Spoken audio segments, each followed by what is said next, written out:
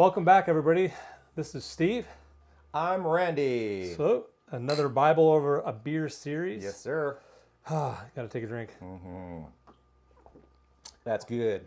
Well, we left off the last part of Samuel. What chapters 21 Samuel, 26 through 31? No, that's what we're doing today. Yes, that's that's where we're at. Yes. Oh, that's where I'm sorry. Exactly. And an interesting, before we run off with it, is we left on a good note, right? Saul decides that he's not going to pursue David anymore and kill him. It seemed, But wait. it seemed like David was off the hook. Finally, Saul came to his senses, but maybe not so much. Maybe not. So hey, you want to take it away, or? Yeah, we run into that. We've run into that with other books where it's like this continual theme. It just keeps reoccurring, and this is what's going on with Saul. But we'll get into that. So, Well, it's individually now. Before it was like the whole Israel yeah, tribes. All the tribes were, do good, turn away, do good, turn away. yeah, exactly, right. So All right, so we're at chapter 25, titled David, Nabal, and Abigail. So these are two people that, let's get into here. Samuel died, first of all, which is sad. That's a and big was one. buried at his home in Ramah. That's the big one, yeah. and big one because he's, according to what I understand, the last judge. So Okay. Yeah, no details there. I mean, just short and sweet. the whole Israel mourned. And David moved to the desert of Paran. So David and his men were at an area of Carmel where this wealthy man Nabal and his wife Abigail lived. So they had been there at one time, and Well, they were always in pursuit, right, by Saul. Yeah. So there are they move from place to place. But yeah, there was a point being made here that they're around Nabal, and Abigail's property. right. So So David had told his men when they got there to greet Nabal, and he told them exactly what to say. And part of that was in verse 8, please give your servants and David whatever you can find for them. So obviously they were in need of supplies at this point. And they went to this wealthy man who they had already encountered before and did some good. well, they didn't encounter him, but they've yeah. We'll get, I'm gonna add some his shepherds. I'm gonna add some thoughts to this when you summarize it or Right. paraphrase it or. Right. So David and his men had been there before, like I said, and they had met Nabal's shepherds. And they protected them. And so he expected, since he treated them nice, they should treat us nice in return. And you used the key word there. David expected this, He did, yeah. and it threw me off. So Yeah. So they described Nabal as a surly man, and he flat out refused to help. He said, "Who is this David? I don't know this person. Why should I give you, yeah, I mean, anything?" many people are leaving their servants, or their masters and stuff, which is interesting because it's not an indentured servitude. It's kind of, I think, what they say to the main people they work for or something is the master. But I'll jump in a little bit this because outside of the Bible, I've shared that I'm reading the Bible for Dummies too, and at first I read this and I'm like, okay, so he was nice he protected his property. He didn't steal anything. They didn't take anything. They didn't plunder or anything. Right. And I'm like, okay, so you're deserving of Yeah. something.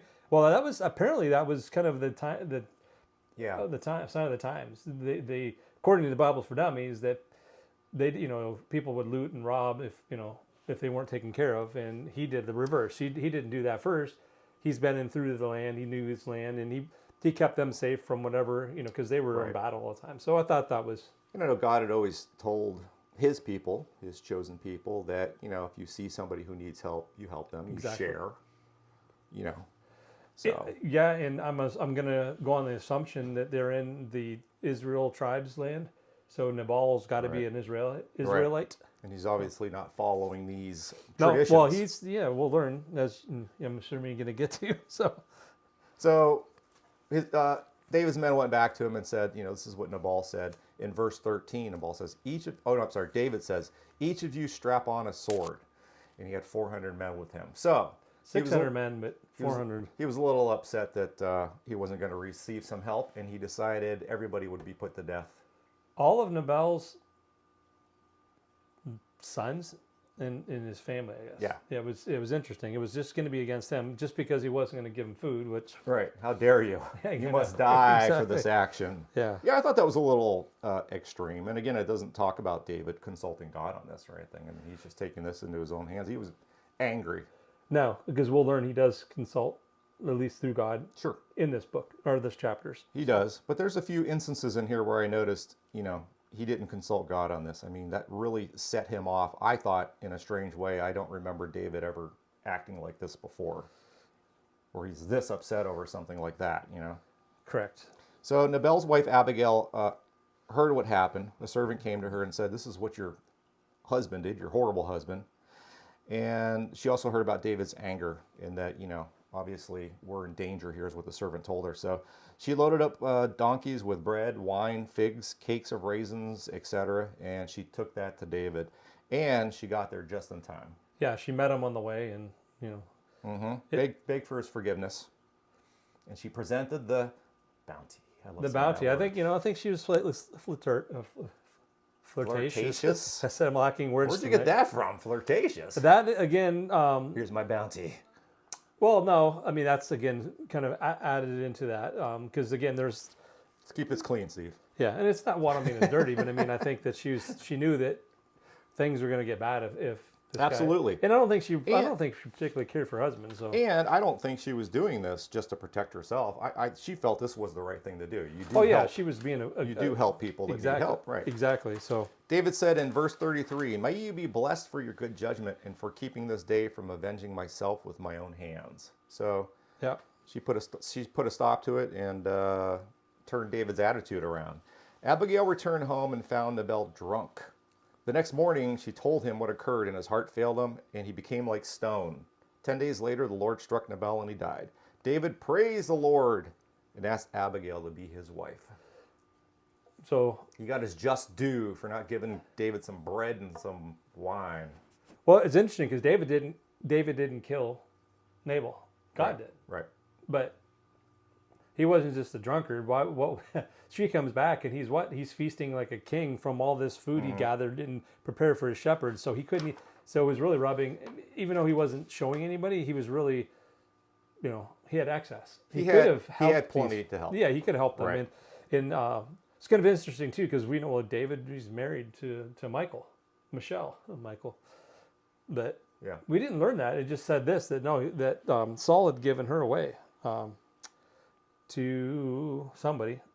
But there was just a side note at the end. I'm like, okay, so now, but he had two wives. He had Michelle and then Abina, whatever her name is. Okay. But now he's got three. Now he's got Well, three. sorry, he's got two because one's gone. The one's already gone. Yeah, he's just got the two. So All right. Well, I'm glad you brought that up because I think, that sounds familiar, but I didn't catch it, and I read through these chapters oh yeah, so it's three right here. times. It's in verse 39 through 34. Saul had given Michelle to Okay. Paltiel, son of Lash from Just gave away his wife, huh? Gallim. Yeah, I don't know. Well, we learned. Again, remember we started this off. I started this off. Yeah. We haven't got there. We're just about to get there. Yeah. There was peace between him and Saul, but It goes quickly. exactly. It goes very quickly, right? So so now we're on to chapter 26. David again spares Saul's life. So another, reoccurring theme here. Saul heard that David was hiding in the hills of Hakile. So Saul went with 3,000 troops. Try to say that for me. Hakila? Yep, that sounds right. Hakila. You got to have a little Hakila. accent when you say things. Oh, Hakila. So David went to Saul's camp, with his men. And he saw Abner, who was Saul's army commander. Saul was sleeping sort of in the middle of camp. Abner and soldiers went to sleep. Surrounded him, yeah. Surrounding Saul, yeah. David asked if there would be a volunteer to sneak in the camp with him.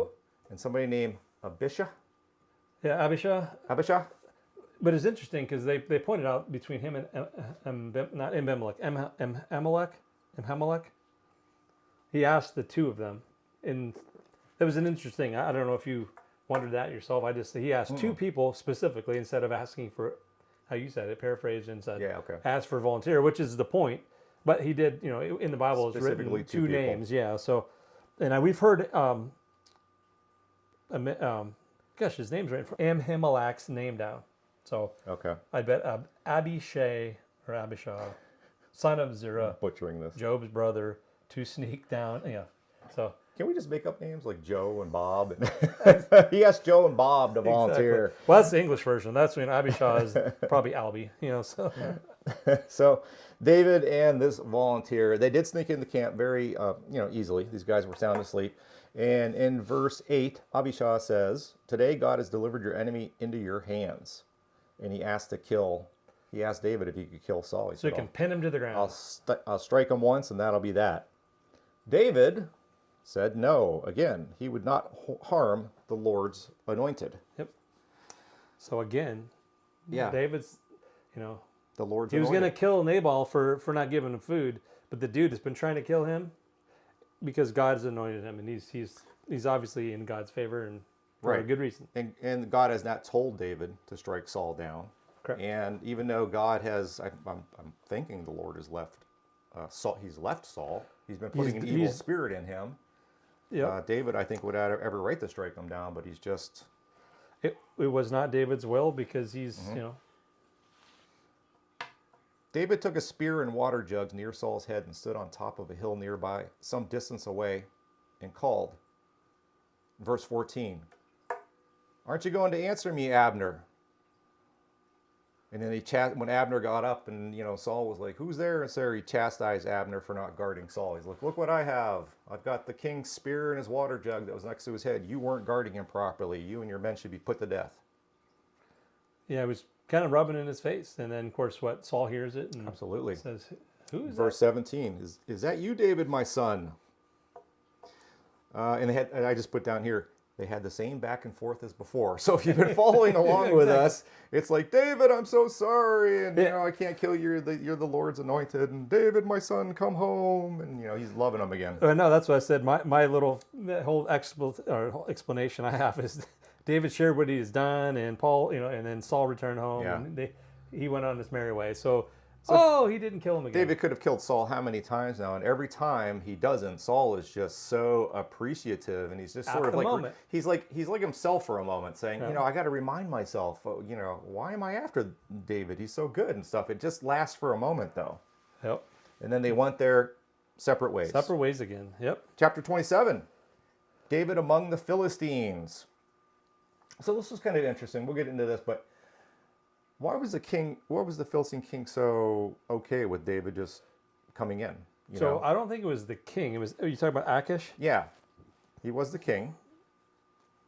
Oh, David thought that Saul would kill him one day, so he escaped to the land of the Philistines. King Achish gave him a city called Ziklag. David and his wives and men and their families settled there. all right. So I went to Achish, son of Moak, king of Gath. So I thought Moak or Was the king? Yeah, because I don't think he was a prominent person. He could be a king. I don't know. I mean, I didn't quote. I wrote it down. I just thought it was interesting how he says. So I think Moak was the king, and maybe there was more than one king, but it's kind of important that he We'll was look it the up. ultimate leader. Well, yeah, and then look it up and I comment. could have just assumed. Well, and Steve could be wrong. It's Which happened. assumption is, no, we won't say it. Yeah, when I'm wrong, I'm fine with that. This is why we're doing this. So we'll drop the king for now, but we will look it up. Well, he's a prominent figure. Please let us know if you know. And then I also want to add too, though, but this is interesting peeps because we've learned about them this whole time. Not just this chapter, or this book. They're always the Philistines are the enemies. Right. So he's going in. He's going into the enemy territory, and he seemed to be welcomed with open arms. Exactly. Whether Achish just felt like David was defecting, maybe, and maybe that's the way David presented himself, as I'm defecting, and here's some land you can all live in. Once it got settled, David and his men would go out on raids with many Philistine trade partners. They would raid, they would kill every single person there, not leave anybody alive, and then they would plunder and take the bounty back to Achish. But what's interesting is Achish thought that David was raiding Israeli settlements or Israeli cities. Exactly. When actually he was raiding Philistine trade partners. So he was acting. So that's I'm glad that. So that's interesting because I didn't get that literally right off the bat. I didn't get that till the third time through. Yeah. Well, I actually need a little help from the Bible for Dummies because I was taken aback. But it's interesting. You're exactly right.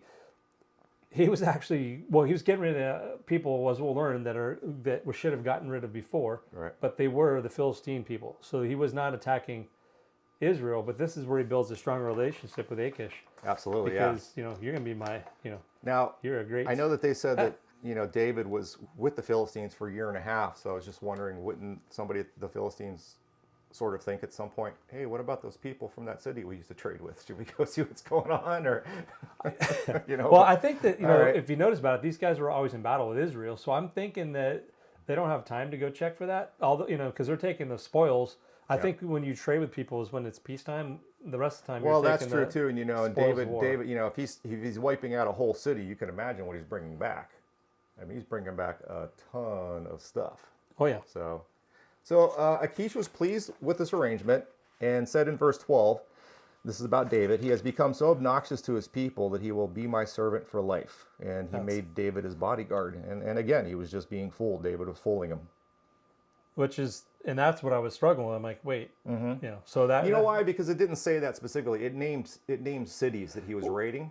And, I'm looking at these words I can't pronounce, and I just sort of like skipped over them. And then when I actually read them, I'm like, oh, wait a minute, those are Israeli. Yeah, because what I don't know, cities. and maybe you'll know, it was the Negev of Judah. So I'm thinking all these were like the Negev this and the Negev that. So I don't know if there were like, I don't know what the word Negev means. I'll have to look it up. Yeah. So... Or you look it up. We're doing all the work here. Yeah, come on now. You got to Join join us in a little bit. It's a conversation. Even though you don't have a voice, you have a typewriter. Seems like we're getting angry here. We're not angry. We love you. Thank you for joining us. We want you to read along. Okay, so we're on to Saul in the medium of Endor. So it starts off in the beginning that, another battle's brewing between Saul and the Philistines. The Lord was no longer with Saul. And Saul says to his attendant in verse 7, find me a woman who is a medium so I may go and inquire of her. Now, he had already at some point ordered all mediums and some other type of people that do that to be... Yeah, he's outlawed it. You're not allowed to do this. But it's interesting to lead up to that, not just to throw it in. Yep. Because Mr. Details is paraphrasing a little bit more tonight, which is good. Or bad. No. Anyways, I'm just kidding. You're reading too. So. Exactly. Yeah, exactly. Well, I just want to add, this is something that I noticed what is he did consult God in Samuel's gone, so he can't consult God. Yeah. He has and God didn't answer him. He didn't answer him in his... So he's desperate. Yeah, he didn't answer him in his dreams, and then the Urim thing, which is, I don't know how they interpret a thumb up or a thumb down, okay? But, right. Okay, so he's desperate, so he's going to a medium. And why the medium has the power to do this, I do not know, but... the medium says to Saul in verse 11, whom shall I bring up to you? Now, first of all, she let him know that, this is outlawed. You're risking my life here. Yeah. And she didn't know who he was because he was disguised. So he said, no, it'll be fine. And she's like, okay. So he told her to bring up Samuel. And the kind of interesting thing, just because they may put some details into it, he not only, I don't know if he just hid from her. I think he hid from where the land that she's in, which is the Endor, and apparently that's not the Ewok village, just in case you're wondering. I guess it's you just don't go there either, right? And besides that, if Saul goes there, maybe the Medians that live there, maybe it's like in our area. Do we still have Lilydale around here? No idea. Yeah, Lilydale is a place somewhere in western New York where all the Medians live. So mediums live. Never heard of that. Yeah, well, you're good probably. So, bring up Samuel. So she calls Samuel up. And Samuel says in verse 15, why have you disturbed me by bringing me up? And Saul says, God has departed me and the Philistines are fighting against me. What shall I do? And Samuel replies in verse 19, the Lord will deliver both of you and Israel into the hands of the Philistines, and tomorrow you and your sons will be with me. Saul fell to the ground in fear. So there's a lot to this. Mm-hmm. And for folks out there too, add some information to this. He's a median. Are they able to do that? Is this really? We know he must be talking to Samuel because we read it, so we already know what's going to happen. And we know at this point that God is in full control. He allows what can happen and what can't happen. So I'm thinking he had to be involved in this somehow. She's a medium. I mean, what does that mean? I mean. And there's an interesting deeper point. Maybe the Bible for Dummies tends to go off on a tangent on this whole discussion on a person in heaven once they've passed still has their same, personality and thought process. I don't know if that's true or not, you know, which I'm assuming you would be the same person, but you're still you, but, right? But I would, a better version. Why would you, I mean, because he seemed disturbed. Why are you disturbing me? You know, I mean, so and it could be just the way the author wrote this, but it was written for a purpose. So I just thought it was interesting about the median and the fact that you will be with me. So on one hand, I'm thinking, oh well, Samuel's in heaven, obviously, so you will be with me. So I thought, well, that's not a bad thing. But then I was thinking, well, maybe Samuel's not in heaven yet, or something else. So I don't know. So we'll learn. I've heard lots of stuff. I mean, again, I think there's some argument I've heard that everybody goes to heaven. Sure. And then judgment is after Jesus' return. Well, that's true. And he says, you will be with me, meaning, you need to come here to be judged. Yeah. Maybe. And I think Saul, God is manipulating Saul to do bad because he didn't listen. Mm-hmm. So he still loves him, I think, because he would have had him killed. So just my thought. Chapter 29, Achish sends David back to Ziklag. David and his men were asked to join the Philistine army to battle Israel. Achish, military leader, so they did. They traveled to their camp, and Israel's over here at their camp. And this is interesting because David went willingly. Oh yeah. I mean, he's like, oh yes, take me along, and I'll prove to you what I can do. So I'm thinking, David's okay fighting his own men, but then I thought, you know what? I think he just had faith that he knew what would happen. And the fact is, what happened was the military leaders came to Achish and said, this guy could turn on us. We're worried about him. We do not want him out there on the battlefield with us. That was, and that was an interesting thing too. Again, I didn't get, and I'm adding some other parts to it from the Bible for Dummies. Mm-hmm. They portrayed David as being a little nervous because I've been fooling them this whole time. Okay. But I like your I would like to think what that I got without the faith reading was there. Yeah.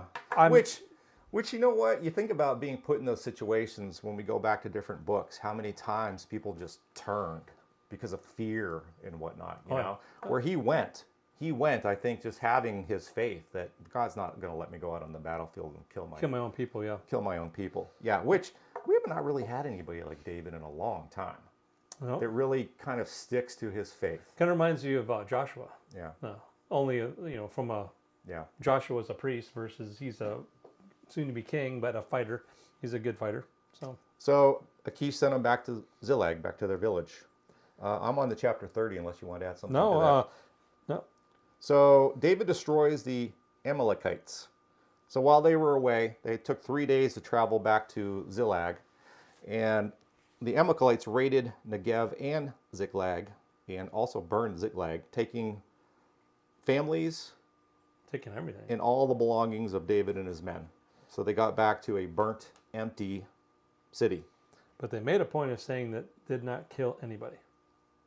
Yeah. Which they didn't find any bodies. Yep. Just deserted. And I'm like to think that because this is David's people, and his men's people, that this is God's will. Absolutely. Yep.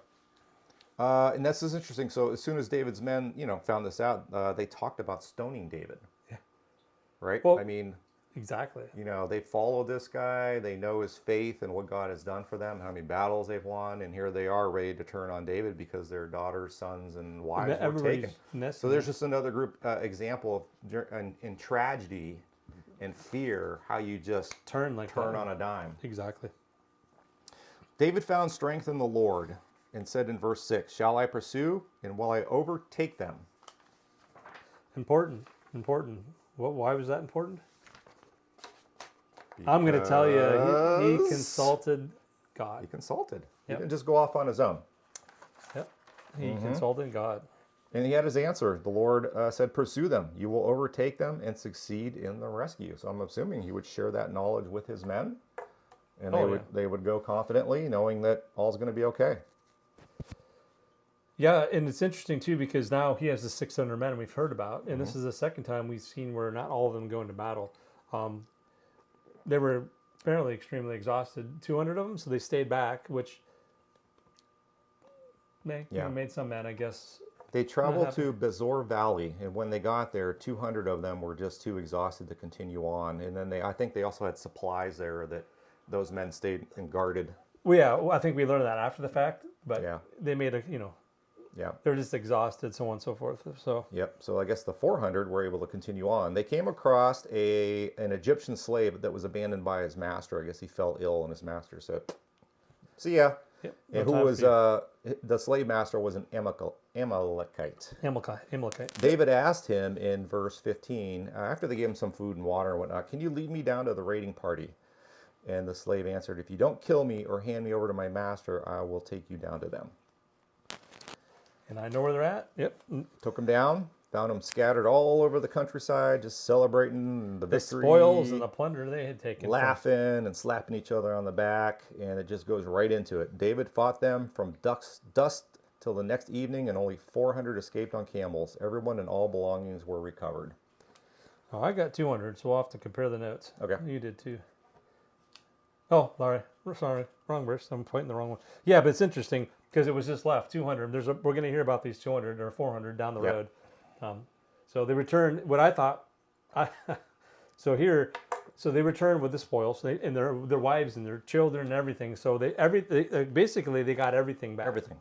So there must be more plundering going on besides just their stuff, because they went back and shared the plunder with the 200 men, which it notes that some of the evil men from that 400 that went said, no, they didn't help. They don't get crap, And David's like, no, the Lord had provided this for us, so we are going to share.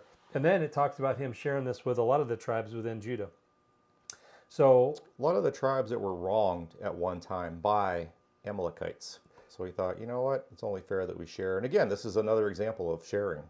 Yeah, but so that's what I'm saying though. But if this is I'm assuming this is more than just the plunder of his hometown, because otherwise, when they're sharing the splendor, I think everybody just get their stuff back. Yeah, because it's their stuff. So now he's giving away their stuff. I'm thinking the Amalekites, however many men there were, they must have had a lot of supplies with them. Well, right? They got their plunder. Plus, I bet you they probably raided other cities. So servants and all that stuff. Exactly.